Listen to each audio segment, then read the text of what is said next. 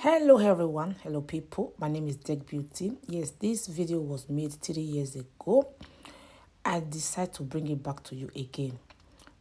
Over 2 years now, this my page Deck Beauty Facebook was demonetized. So that discouraged me not to create new videos of gele and makeup.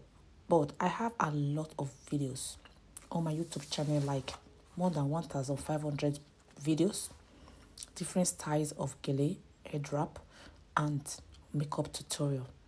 Most of all those videos, they are on my Facebook as well, Tech Beauty. Yes, this video was made 3 years ago, but the style is unique. This is what we call celebrant style. If in case you have any celebration, we call it celebrant style. Yes, so because I now observe and swear, apart from the demonetization, I now observe and swear that early last year, I was still trying, I was still trying to upload some videos. But I now observe that they are no more interested in head wrap. They don't watch my videos. Like, I don't get view as before. So it's discouraging when you take time to create video. As I just say to myself, they are no more interested. Let me just focus on my other page I used to blog, live news, so the latest gist. So there I get a lot of you, like people are just engaging there. So in case you are still interested in gele, I want to see the comment down below.